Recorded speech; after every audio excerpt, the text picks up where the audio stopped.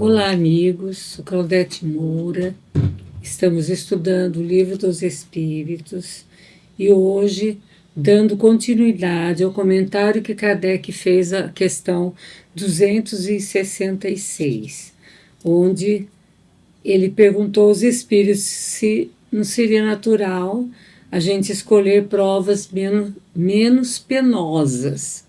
E os espíritos responderam que para nós sim, porque nós enxergamos de outra maneira, mas para o espírito não, porque quando ele está livre da matéria, ele não tem mais aquela ilusão que nós temos aqui e começa a pensar de uma outra forma.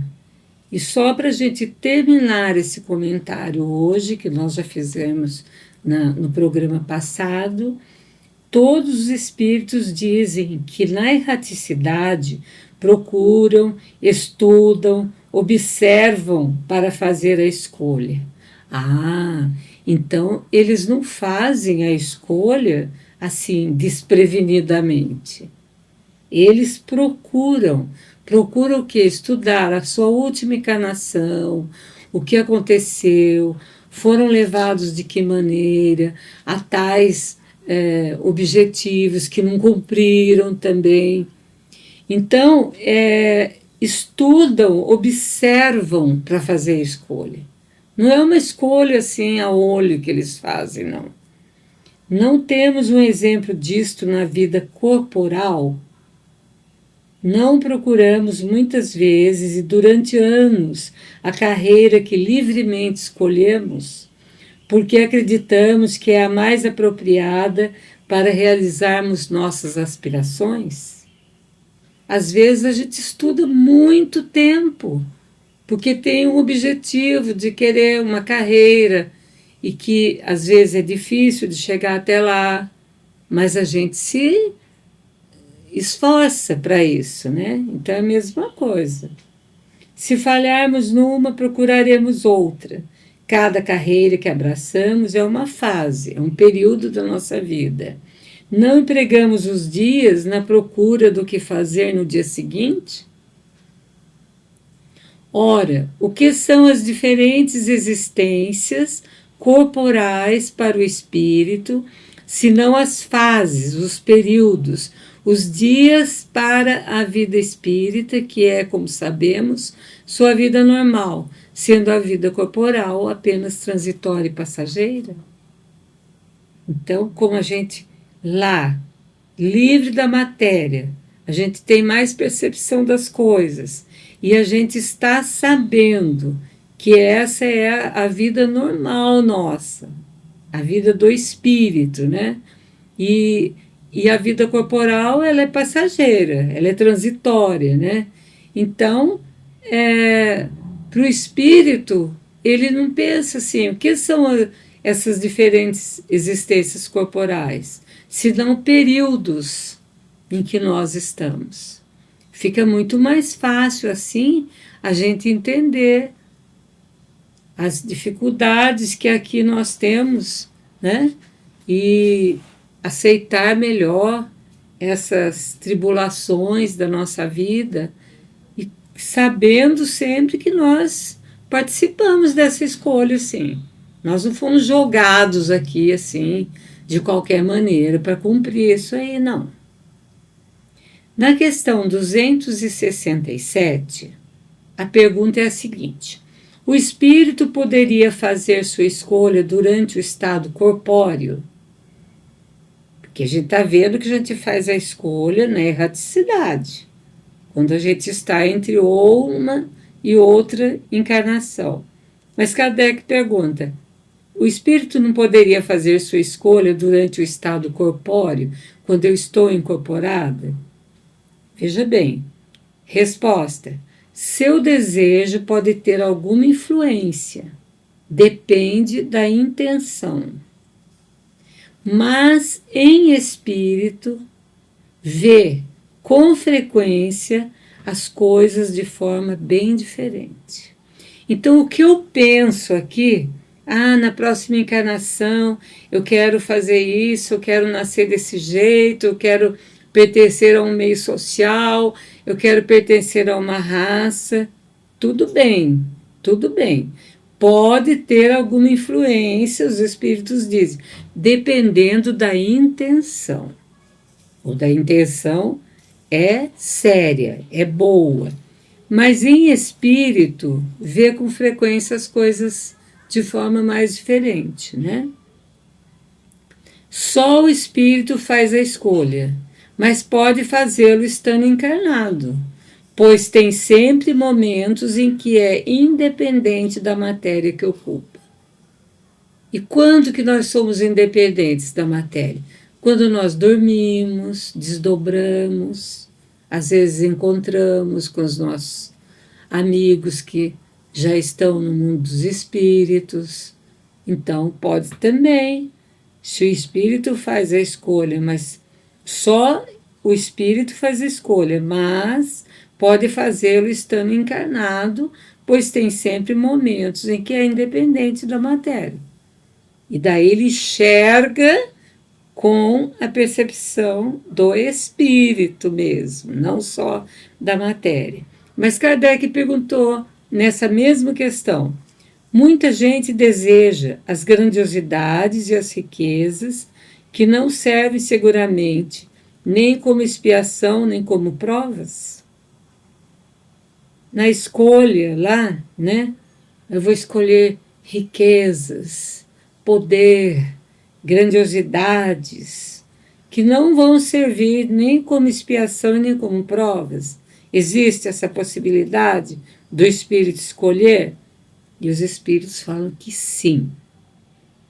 Existe, sem dúvida, é a matéria que deseja essa grandiosidade para dela desfrutar, e é o espírito que a deseja para conhecer as vicissitudes a ela vinculada.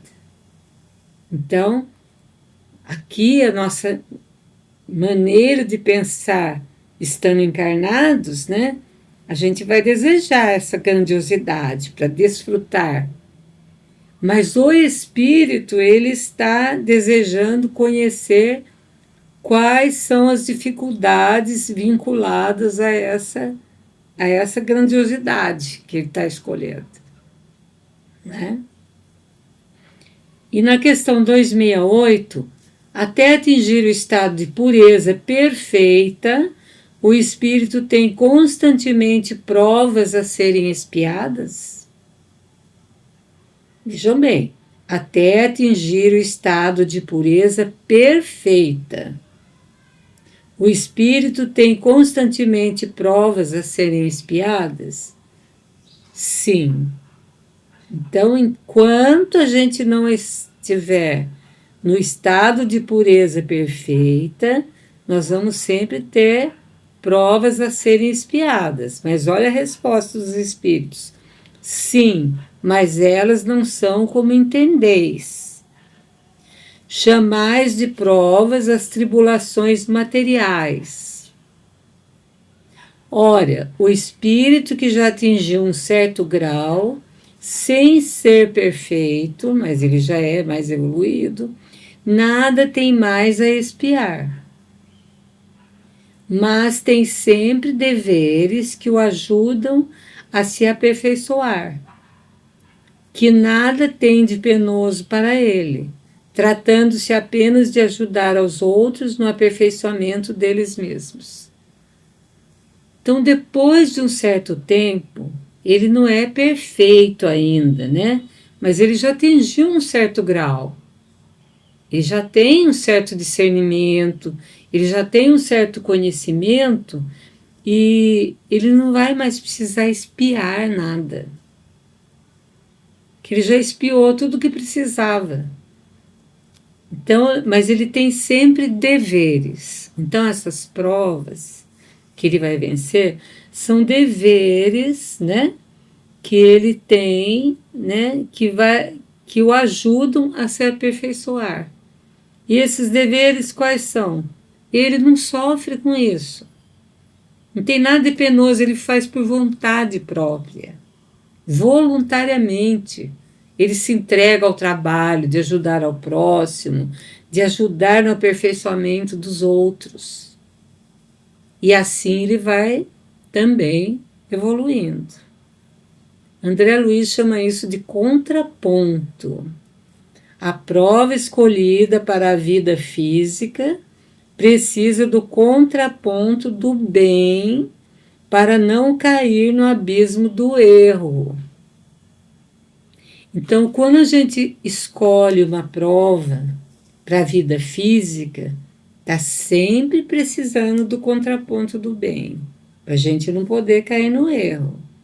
Por exemplo, que ele dá riqueza sem equilíbrio, é desastre. A riqueza, quando a pessoa não tem equilíbrio, vira um desastre, porque ela se entrega a todos os sentimentos inferiores, a todas as paixões mais difíceis, às viciações, às vezes, né? Poder sem bom senso é violência. Fama sem sensatez é vaidade. Autoridade sem controle é tirania.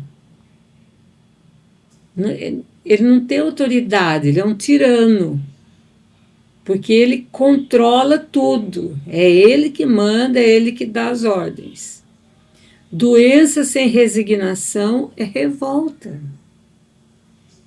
Quando eu não aceito uma doença,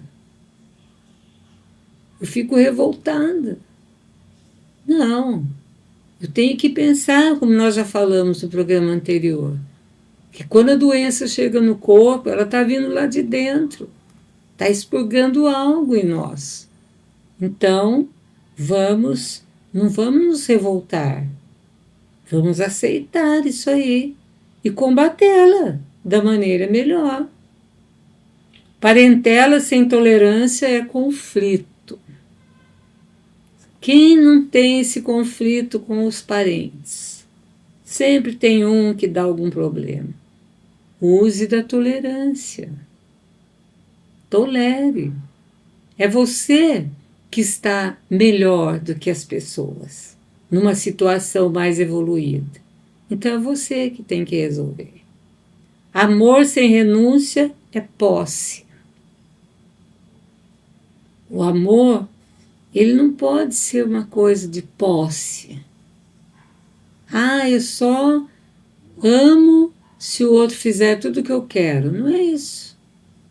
Eu só amo se eu puder conviver com a pessoa e eu que dou as ordens, eu que tenho o controle de tudo. Isso não é amor, isso é posse. E André Luiz aconselha, sendo possível, escolha a experiência material que lhe convenha, mas não esqueça os apontamentos do Evangelho. Agora sim, nós podemos escolher a experiência que nós queremos. Eu quero uma riqueza? Escolho. Eu quero poder? Escolho. Eu quero viver no bem, do bom, do melhor? Escolho. Mas não esqueçamos os apontamentos do Evangelho. O que o Evangelho vai falar? Para a gente contribuir com os nossos semelhantes, para a gente ter amor uns aos outros, para a gente nos ajudar mutuamente, para a gente ter compaixão, misericórdia, etc, etc. Por quê? A fim de que a sua prova não seja inútil e inconveniente. Porque se eu escolher a experiência material que me convém e ficar só para mim, essa prova não vai ser útil para mim. Então, além de usufruir, se eu quero usufruir, eu também estendo, compartilho com as pessoas. Daí sim, não vai ser uma prova inútil nem inconveniente. Na questão 269, o espírito pode se enganar sobre a eficiência da prova que escolheu? Na hora da escolha, ele tem certeza que ele dá conta. Mas será que ele pode se enganar? pode escolher uma que esteja além das suas forças, e então sucumbirá. Se bem que ele é avisado pelos protetores espirituais que estão lá juntos, fazendo esse mapa, né, da nova reencarnação. Mas se ele bate o pé e tem o livre-arbítrio, ele quer escolher, e ele quer escolher uma prova que está muito além das suas forças, ele pode sucumbir nessa prova. Ele pode não dar conta. Pode também escolher uma que não lhe acrescentará nada, como optando por um gênero de vida ociosa e inútil. Não vai adiantar nada para ele. Ele vai viver uma vida todinha, vai perder uma encarnação numa existência ociosa, inútil, né? E não vai aproveitar nada. Mas então, voltando ao mundo dos espíritos, se dará conta de que nada ganhou, pedirá para reparar o tempo perdido.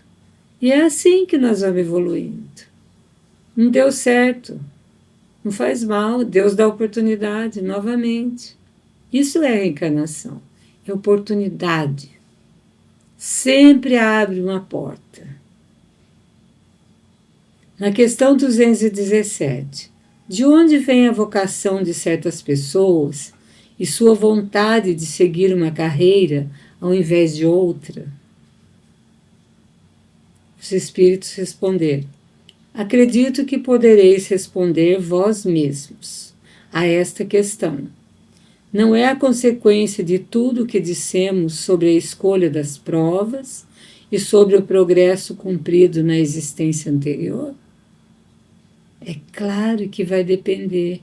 Essa vocação de certas pessoas vai depender de uma consequência, né, sobre a escolha das provas. E vai sobre o progresso que já foi cumprido numa existência anterior. Então, a pessoa já nasce, às vezes, desde criança, ela já tem uma vocação. Ai, eu quero ser médico, eu quero ser professor, eu quero ser advogado, ou outras profissões, porque já vem, já está nela isso aí, né? É uma consequência de tudo que os espíritos já nos falaram sobre a escolha das provas. Foram escolhendo e agora chegou num ponto em que ela já sabe o que ela quer de verdade, né? E André Luiz fala dos riscos que podem acontecer. Qualquer que seja a prova escolhida, ela tem os seus riscos. Qualquer prova que a gente escolher, ela pode dar certo ou não. Por quê? Porque não existe isso, um caminho traçado sem desvios. Vai depender de como nós vamos agir. Não tem espíritos que escolhem provas difíceis, médiuns, por exemplo, e depois desistem no meio do caminho, porque são levados por outros interesses? Então, qualquer que seja essa prova, ela vai ter riscos, né? Por exemplo, a mediunidade. A mediunidade de trabalho, de serviço ao próximo, né? De atendimento aos espíritos desencarnados e encarnados, é uma prova que o espírito escolhe. Ele faz um pacto lá no plano espiritual, né? Existem apelos indesejáveis. É preciso resistir. Na mediunidade, quando a pessoa escolhe a mediunidade como trabalho, ela vai aparecer muitas coisas para desviar do caminho. E é preciso que o médium resista. Então, o que ele tem que fazer? Trabalhe, trabalhe, trabalhe. Trabalhar para o bem dele mesmo e das outras pessoas. Família. Há conflitos inevitáveis Gente, é difícil numa família não ter conflitos. Porque a gente sabe que os espíritos que são afins, eles voltam juntos, mas sempre no meio volta um que precisa da ajuda daqueles que já estão afinizados, um ou dois ou mais. Então, é preciso contornar isso. André Luiz fala, não recue, não recue, dê apoio, converse. Beleza, a pessoa que tem uma beleza imensa, né? Daí, o que vai acontecer? Ela vai ficar vaidosa. Nasce o ferrão da vaidade. É preciso eliminar. Vaidade é preciso eliminar. Não se iluda com a beleza. Enfermidade surge em momentos de revolta. É preciso neutralizar. Confie. Quem que está doente, uma doença às vezes já muito avançada, e tem momentos, por que eu? Por que comigo acontecendo isso? É às vezes comum acontecer, né? Mas é preciso neutralizar. Por que eu? Porque tem que ser o outro? Não poderia ser eu? Tem que ser quem? O vizinho? Ou outra pessoa? Não. Se está comigo, não existe endereço errado. Tá certo, tá tudo certo. Confiança.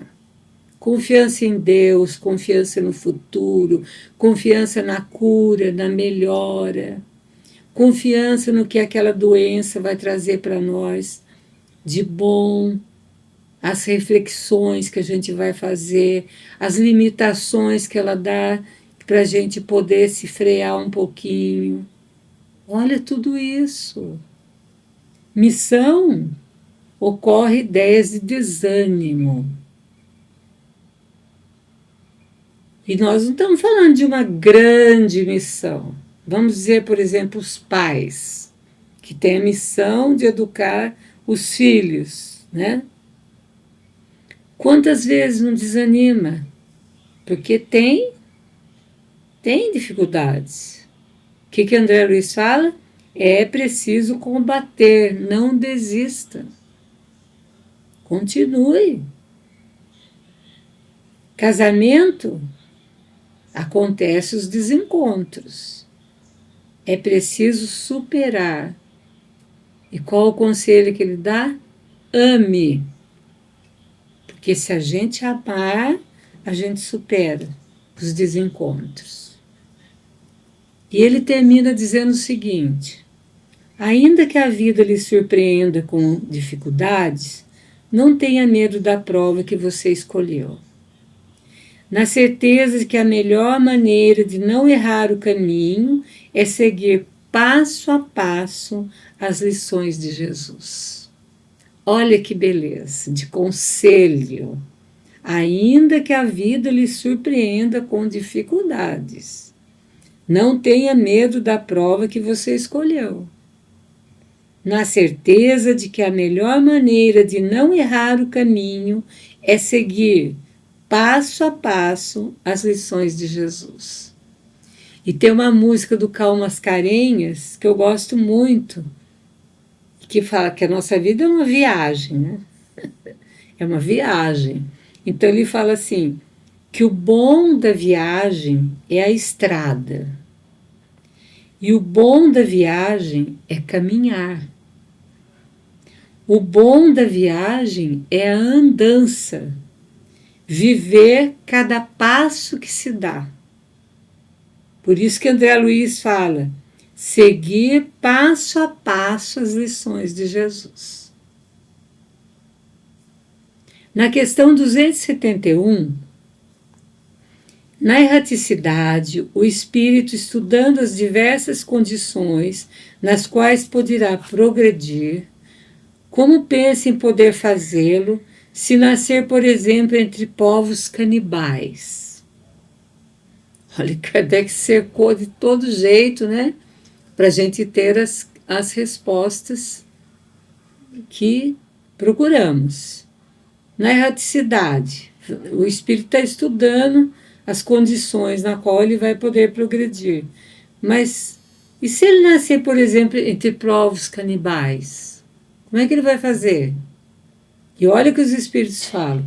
Não são os espíritos já avançados que nascem entre os canibais, mas espíritos de natureza similar à dos canibais, ou ainda inferiores a estes.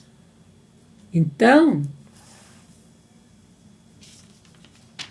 Kardec faz um comentário seguinte: sabemos que nossos antropófagos não estão no último degrau da escala e que existem mundos onde a selvageria e a ferocidade não têm análogos na Terra. Os espíritos nesses mundos são, portanto, ainda inferiores aos mais inferiores do nosso, e viver entre nós selvagens é para eles um progresso, como seria um progresso para nossos antropófagos se exercessem entre nós uma profissão que os obrigaria a manipular sangue. Se não têm maiores pretensões, é porque sua inferioridade moral não os permite compreender um progresso mais completo. O espírito não pode avançar senão gradualmente. Não pode, de um salto, cobrir uma distância que separa a barbárie da civilização. E é nisso que vemos uma das necessidades da reencarnação, que é verdadeiramente segundo a justiça de Deus. Contrariamente, o que seria de milhões de seres que morrem a cada dia nos últimos estados de degradação, se não tivesse os meios de chegar aos níveis mais elevados? Por que Deus os teria desprovido dos favores concedidos aos outros homens? Ou seja, mesmo aqueles que estão mais inferiores, vamos dizer assim, eles terão oportunidades. E a cada encarnação, eles vão melhorando e tendo condições. Agora, como nessa questão que os espíritos responderam, que os espíritos já avançados, eles não vão nascer entre os canibais. Mas quem nasce entre os canibais são os espíritos da mesma natureza deles, né? Ou ainda inferiores, para aprender algumas coisas com eles, né? Na questão 272, os espíritos que chegam à Terra provenientes de um mundo inferior ou de um mundo muito atrasado, como os canibais, por exemplo, poderiam nascer entre nossos povos civilizados? Vejam bem, os espíritos que chegam à Terra provenientes de um mundo inferior ou de um mundo muito atrasado, como os canibais, por exemplo, poderiam nascer entre os nossos povos civilizados? E a resposta é sim, aos que se enganam em querer subir muito alto, mas serão, no entanto, deslocados entre vós, porque possuem hábitos e instintos que contrastam com os vossos.